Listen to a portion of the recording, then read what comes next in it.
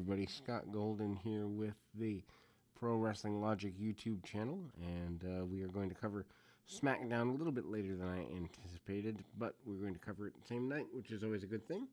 I am a little bit behind, but you can like, subscribe, comment below if you like this particular video and or the others. I want to thank everybody for being so supportive over the first couple months of the channel, but we're going to work on the June 5th, 2020 version of SmackDown. And once again, we're at the Performance Center. I don't know that we'll ever leave the Performance Center, but not a bad... I mean, as far as SmackDown goes, and those who follow the channel know that SmackDown is my least favorite of the major programs of modern wrestling every week, you know, of the WWE brand, certainly, but also I rank AEW above them, and most weeks I rank Impact above them. This week, though, well, they weren't as bad a show, and I will have the Impact update or TV review up a few days late, but up tonight as well. Anyway, so we open with Jeff Hardy, and he's talking with a bunch of people. They they recap the hit and run. Hardy goes to the ring, and there is an update on the injuries of Elias. WWE thanks Fox or Hardy thanks Fox and WWE for giving him time to have these words. Hardy gave his version of the events. He noted he arrives, he gets jumped, gets hit in the back of the head. Next thing he knows, he's handcuffed and having flashbacks of being an alcoholic. He smells like alcohol. He feels horrible, as though he's left his better parts of himself behind, let his family down, etc. Anyway, so he goes to the local police facility, and he passes all sobriety-related tests. Many witnesses reveal they see a guy with red hair and red beard running from the car, and that Sheamus fits the description of the person they saw. So Sheamus comes out. He says Hardy's in denial and can't accept responsibility for his actions. Sheamus demanded that Hardy be a man and admit what he's done. He's nothing more than a junkie, etc. and so forth. Sheamus says Hardy doesn't have to worry about letting down his wife and daughter. They're used to it. They then brawl onto the stage. Sheamus finally takes over, and then he throws Hardy into the barricade. I mean, as far as opening segments go, I didn't care for this, but there's a couple reasons I really didn't care for it. Firstly, again, I'm not a fan of alcohol-related storylines. I wasn't a fan when they did it with CM Punk all those years ago. I wasn't a fan when they did it with Scott Hall 20 years ago. I wasn't a fan when they did it with Jake Roberts 25 years ago. It's just, and maybe I'm oversensitive because I'm in recovery myself. I don't know, but I've never found a redemption story told through professional wrestling when it comes to addiction to have a satisfying conclusion. It's just not something that I've experienced. Now, that being said, that's not my biggest problem with the storyline. I can look past this because for the most part, this was as well done as you're going to get with a storyline like this. However, Sheamus apparently jumped a guy, made him look drunk, framed a former addict to look like a current addict, and yet he's still allowed on the television show? In what universe does he not face a suspension or some equally uncomfortable consequence for this type of action? Like, I'm sorry, but if WWE is his employer, or if they are his fighting organization, and they don't take a stand on the fact he did this to the guy, they look like complete putzes. It's stupid. So anyway, we go back to Mandy and Otis, the most awkward couple in professional wrestling history. Actually, comment below if you found a more awkward wrestling couple. Please comment below and get into who they are, because I can't think of one. Anyway, They pass by King Corbin's chair, and Otis takes the crown, which, I'm sorry, in comparison to Jerry Lawler's old crowns, in comparison to the King of the Ring crowns from the early 90s, this crown of Corbin's is just, it's a sad looking knockoff, and I'm not a fan of it. Anyway, so Otis takes the crown. Now, here's what we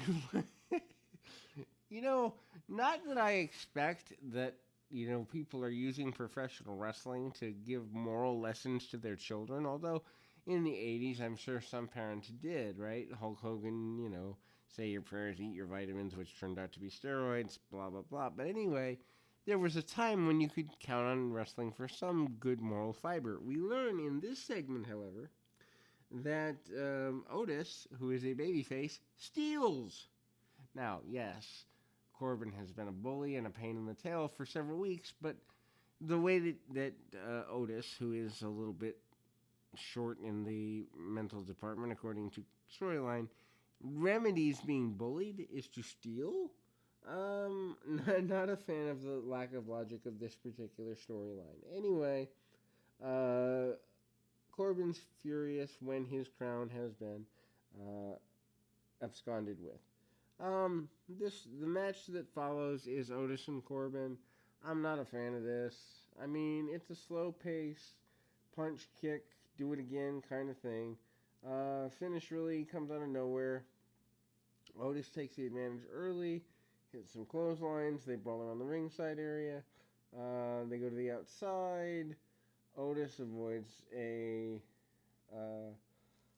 clothesline or two. They brawl around the ring post.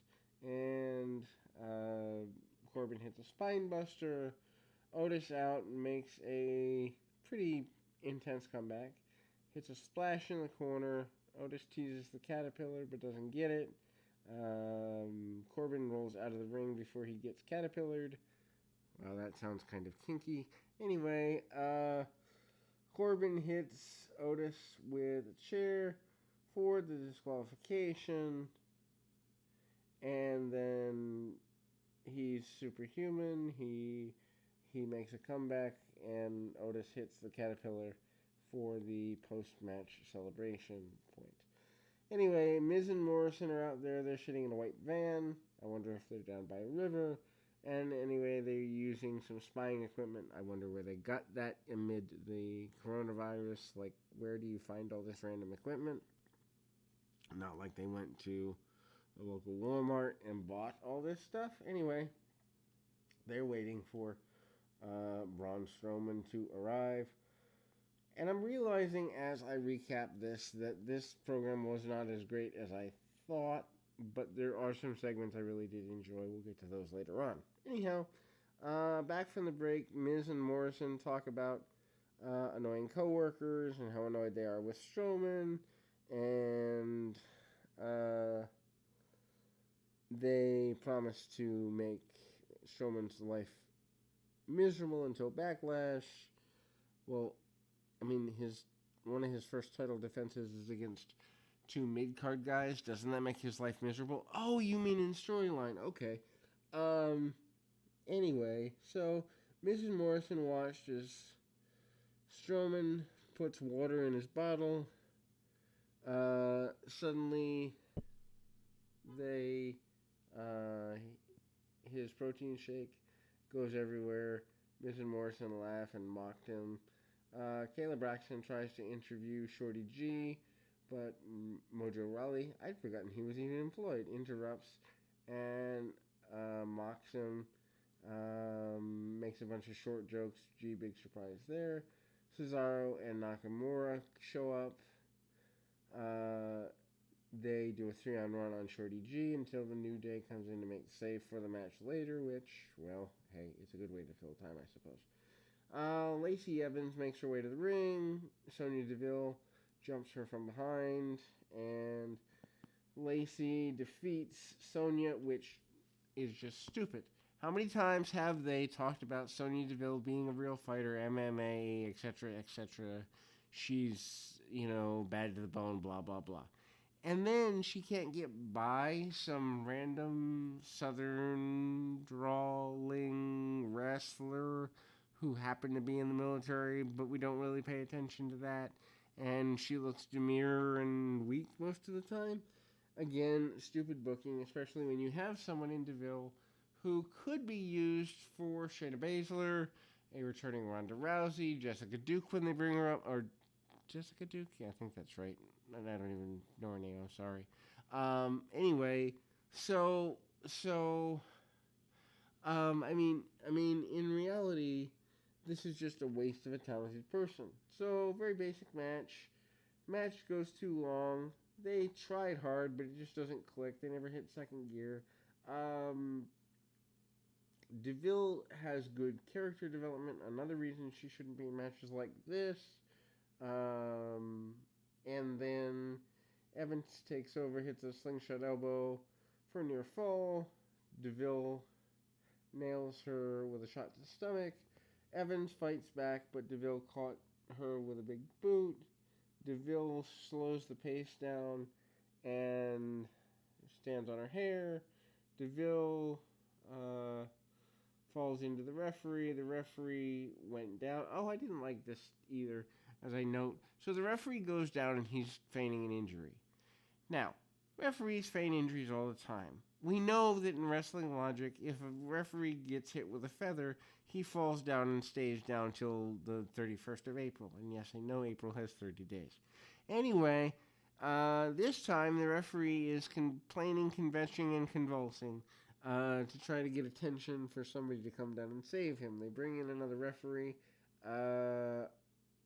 Bunch of referees come out, and they cut to a commercial. Another referee comes out, and the match continues. Sonya is in control as the match continues. DeVille attacks Evans, and the original referee is gone upon our return. DeVille drops her on the back of her head. Evans fights out from underneath. Mandy Rose appears on the big screen, and she mocks Sonya and calls her a failure. DeVille is not happy with this. She totally freaks out and calls Mandy a Barbie doll. So, one of the most high-selling products of all time, the Barbie doll, is something bad to be? Okay. Evans rocks DeVille with a hard right hand. She gets the win. So, the thing with Mandy and Sonya continues. Except neither one of them is terribly wonderful in the ring. They're passable. Sonya's better by far, at least in my opinion. But neither one of them is Trish Stratus or, Lita or Sasha Banks or Bayley or Charlotte or Asuka or they're not there, and so the storyline has to carry them. Except the storyline is weak at best. If that's my best friend, I'm bringing up, you helped me to choose my house. I invited you into my home when I had the flu. I took care of you when you broke your ankle. I'm making it real.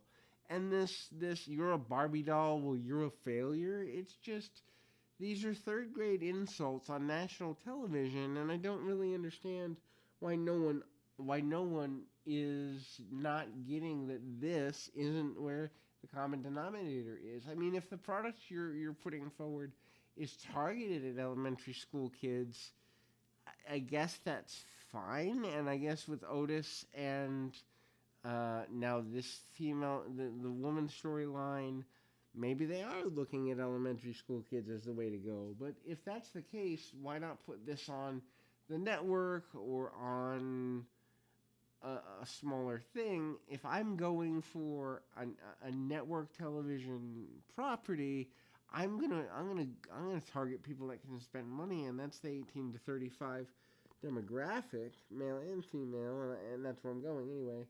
So we announced that Shorty G and the New Day will face Cesaro, Nakamura, and Mojo Rawley later tonight. So a pointless six-man just to fill time. Hurrah!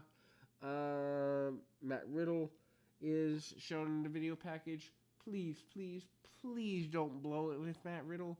He's I would say in WWE, he's definitely top 4, if not top 3 talents they have that could actually become something of a crossover star if they play it right, but wrestling star if they don't.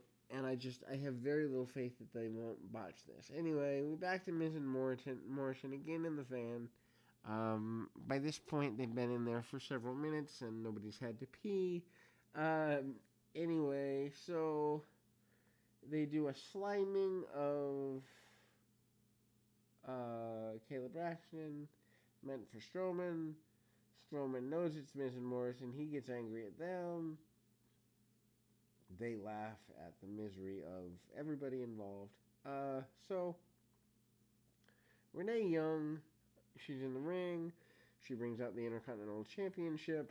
She brings out her guests, Daniel Bryan and AJ Styles. Styles knows that Bryan's going to call him a coward. How does he know this? Is he like psychic? Does he have intuitive powers? Did he read the script in the back? I mean, it's great to say, I think you think that I'm a coward, but I know what you're going to say. Yeah, I'm not a fan of that verbiage. Anyway, so Styles pointed out that he did it the smart way. He jumps to the semifinals or the finals or whatever. He skips matches. Daniel Bryan says, yeah, he's partly a coward, but not for the reason he thinks. He says that they have different viewpoints, they've known each other a long time, and that he wants to be a fighting champion. AJ would only defend the championship at such point where it's beneficial to AJ. I mean, this is decent. But then they go, and Bryan's out there, I'm going to defend the championship every week. Great! Only AEW did that on Wednesday. So again, if you look for it, the scripting is so vapid in WWE right now that they take things, because they did this on Raw, I can't remember where from, but they did it on Raw, and I think they did at least one on NXT. Now, the argument's going to be, well, all storylines repeat. Yes, but if you're not intimidated by your competition, then you spread out the repeats so that they don't look congruent with each other. Otherwise, you look insecure as a promotion. Anyway, Styles noted that he doesn't give handouts. He mocks Drew Gulak and said that this is another handout. Bryan and Styles were very good in the segment. I mean, they've known each other for, probably 20 years or close to it. So obviously they're comfortable working with each other. They go all the way back to the early days of Ring of Honor 18 years ago and probably go back before that. But still, I mean, it's kind of sad. Anyway, so we go into a very good match, or at least a above average match. Drew Gulak and AJ Styles. Hard-hitting match. Match has good pacing to it. And it's very interesting, actually. So, Styles has the early advantage as to be expected. Styles controls the ring, taking Gulak to the corner. And then Styles makes it to the ropes to break a submission attempt. Styles rocks him with elbows, chops the corner. Styles hits a interesting looking backbreaker for a near fall. Gulak comes back, but there's a hard clothesline in his future. Styles slows the pace down with a chin lock. Gulak fires back again with hard shots. What I like about this is the match looks competitive on both sides, but neither guy looks like they're completely out of it at any point.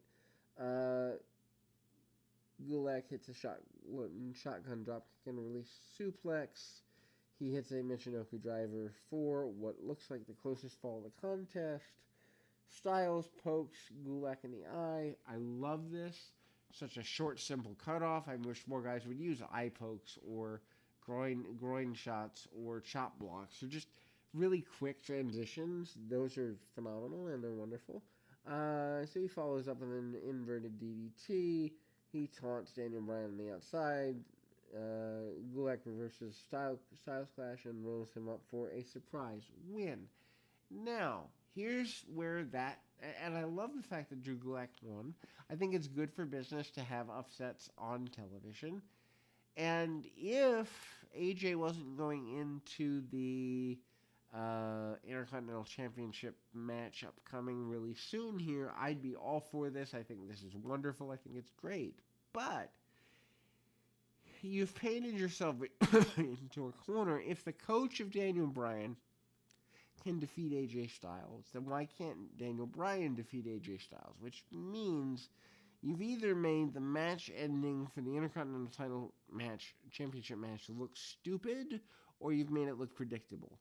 Either way, you haven't made it look good. It looks stupid if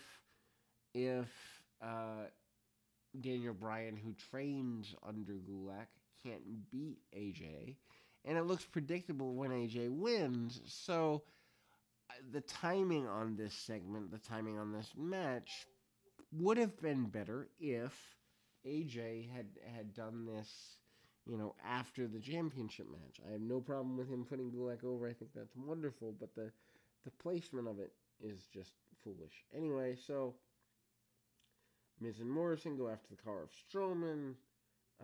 They beat up the windshield with a golf club and a baseball bat.